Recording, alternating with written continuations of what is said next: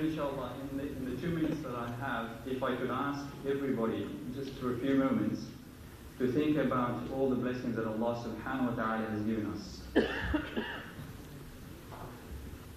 And obviously we need more than a few moments to think about the great blessings that Allah subhanahu wa ta'ala has given us, especially living in the comforts in Australia. But firstly, we need to thank Allah subhanahu wa ta'ala for that. But then at the same time, on the flip side of that coin, we also need to think about our brothers and sisters in other places around the world who are not as fortunate as we are. And Ramadan really is a time for us to connect with them and to renew our awareness of the state of our brothers and sisters. And Gaza is an example of that, where the brothers and sisters suffered tremendously, not only over the last 50, 60 years, but just a year and a half ago, more than 2,000 of them were killed in the Gaza incursion, and they are still suffering from that. So really, Ramadan is a time for us to become more aware of our connection to one ummah, that we are not isolated, we do not live as individuals. Ramadan is a time to remind us that in fact we live as a community, and that Islam is a social way of life. It is not an individual way of life. Yes, it is on one hand, but more importantly, the salah, the siyam, the zakat, the sadaqah, and the charity that we give during the month of Ramadan is to show our connection with our brothers and sisters in Gaza and in other places where they are not as fortunate as we are to enjoy the lives that we have.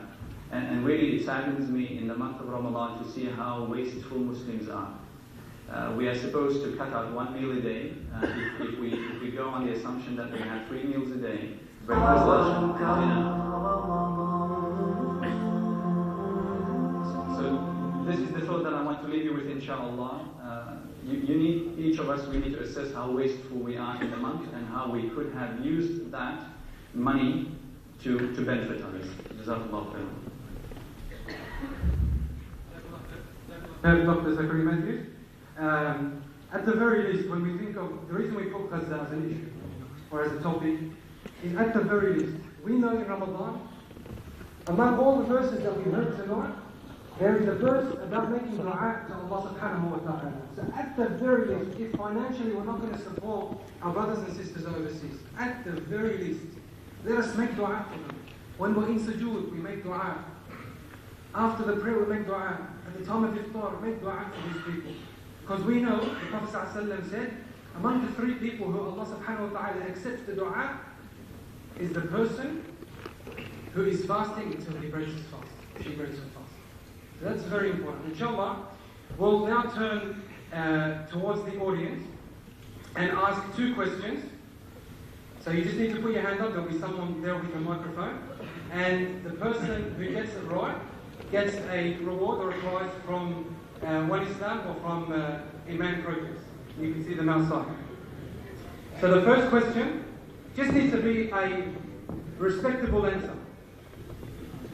If you see someone, a Muslim friend, eating or drinking, whether it's at university or school, whether it's in Chatswood or driving in the car and they're thinking that no one else is seeing them, during Ramadan, what is an appropriate thing to do if you see them eating or drinking during Ramadan? And you know they're Muslim, and you know, right there.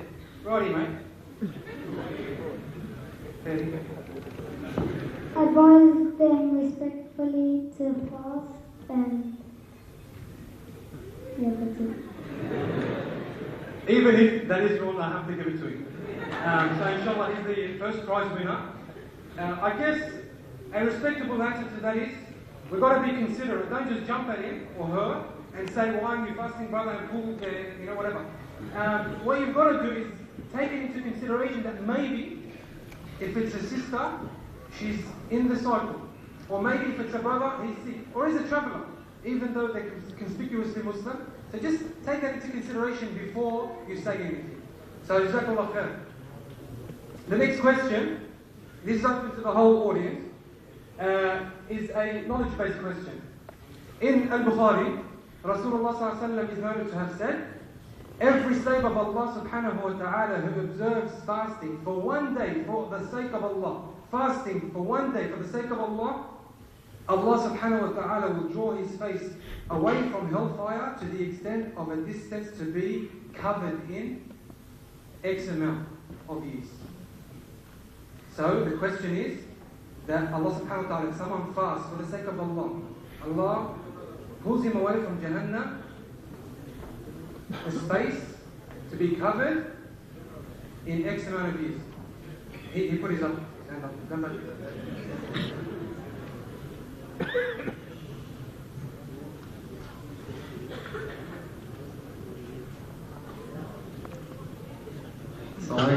Salam.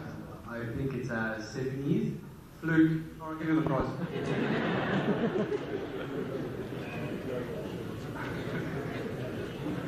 Wallah, I don't relate to you. Anyway, we'll turn back to our guests, inshallah. Sheikh Saeed, if you'd like to choose another topic.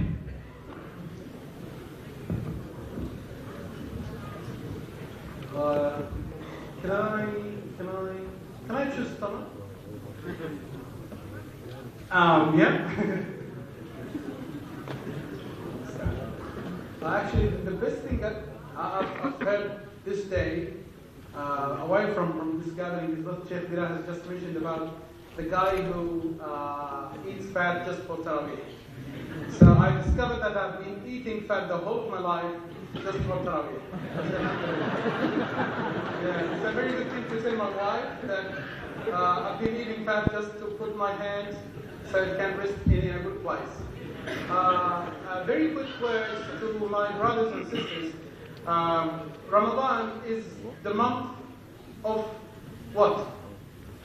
Allah says in the Quran, شهر رمضان الذي أنزل فيه الطعام الأكل القرآن. So it is the month of Ramadan, it is the month of the Quran. So people pay a lot of attention to what they eat during Ramadan. Although it's just as Dr. Zachariah just mentioned, one meal taken out of your system in Ramadan. It's better for your health, it's better for everything that you do, and it is a way to educate yourself, to tell yourself that there are a lot of people who are in poverty and who are poor and who cannot find even a single meal even in 3 or 4 days. So tell yourself that Allah subhanahu wa ta'ala has given me a lot of things and I just give this thing away for the sake of Allah. It's good for your health, it's good for your stomach, and it's just one meal, it's not the end of the world. Do not think about food. Think about the one who ordered you to abstain from food, and then you will find it a very simple thing. For the sisters, I just want to say, do not spend the whole day in cooking. Remember that someone is waiting for you. Allah subhanahu wa ta'ala is waiting for you to show something that He loves. It is Qira'atul Quran and mentioning Him and making the prayers. The most important thing is that most of the sisters, they spend the whole day behind the cook, cooking for their families and waiting for a word of praise. You've cooked in a good way.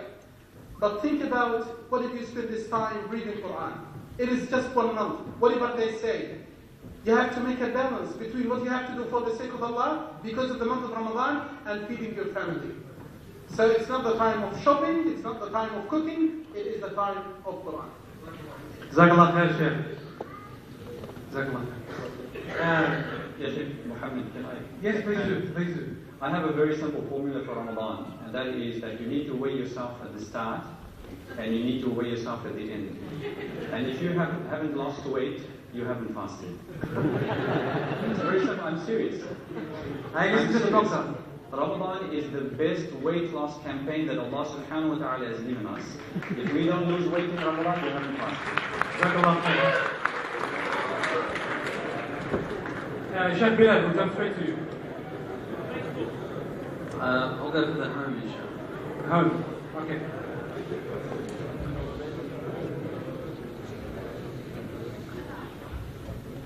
The home is where everything starts. Our community, our nation, our world starts from a simple community, from a simple family makeup. You've got the father, the mother,